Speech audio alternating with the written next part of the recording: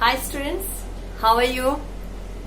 We are in lockdown mode only for maintaining social distancing, but there's no lockdown for learning. I am Mrs. Anuradha Pattnaik is in this virtual class with the chapter Colonization of India Part 5 for Class 8 students. Students, you had learnt in the last videos about Battle of Plassey, Battle of Boxer and how the British got control over Bengal. Let us today learn the rest part of the chapter.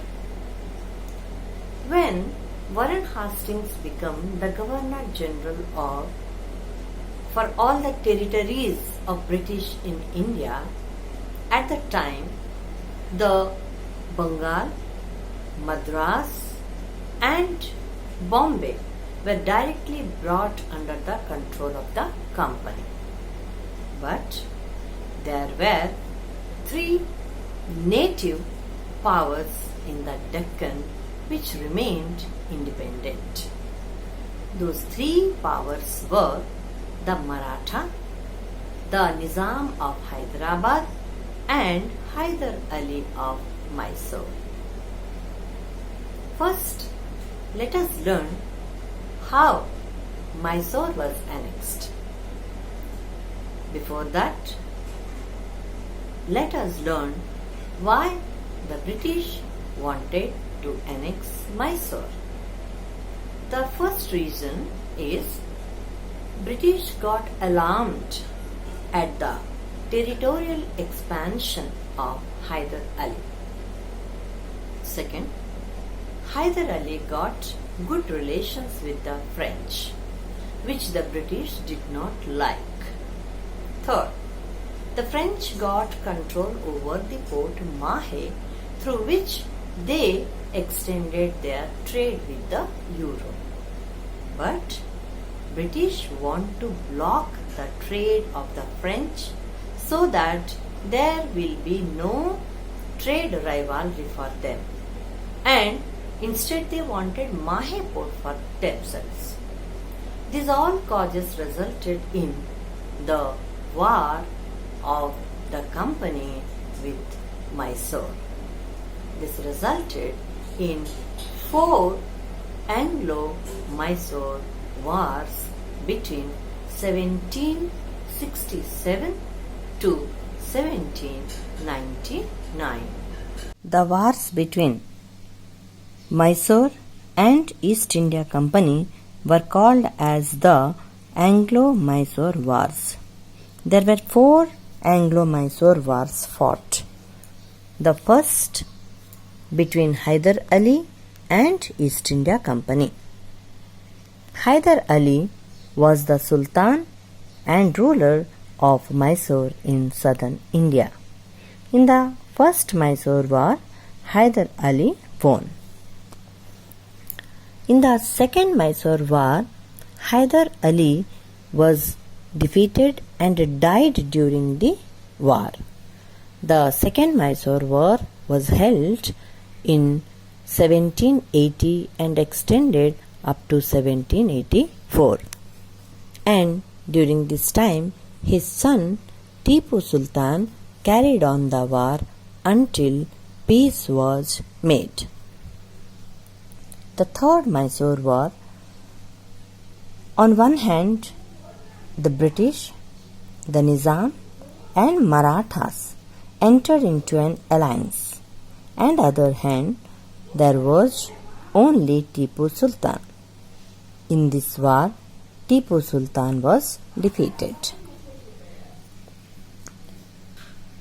Tipu has to give large parts of his territory. These alliance forces annexed large parts of Tipu's territory and divided these among themselves.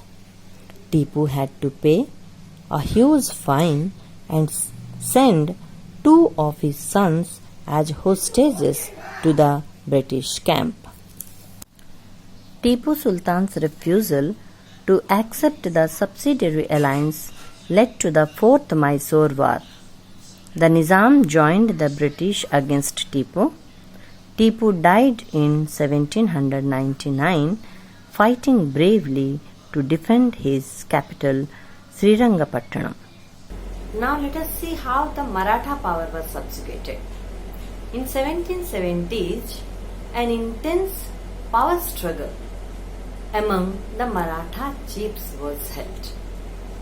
The British took the advantage of this internal disunity among the Maratha chiefs and interfered in the internal affairs of the Maratha power, and this resulted in the three Anglo-Maratha wars. In the First Maratha War, the British did not make any substantial gain. In the Second Maratha War, the British could succeed in weakening and making the Maratha chiefs isolated. And in the Third Maratha War, the British succeeded and got victory. In this way, the Maratha power was subjugated to the British control.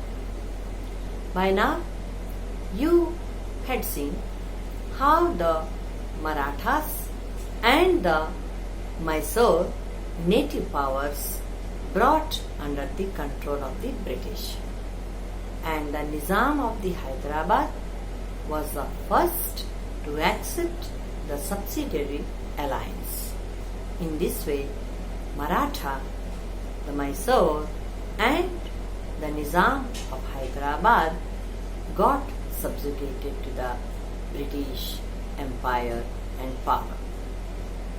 Students, this makes the end of the video here. We, in the next video, will learn how other small kingdoms and areas were subjugated by the British. Until then, keep yourself safe, stay home.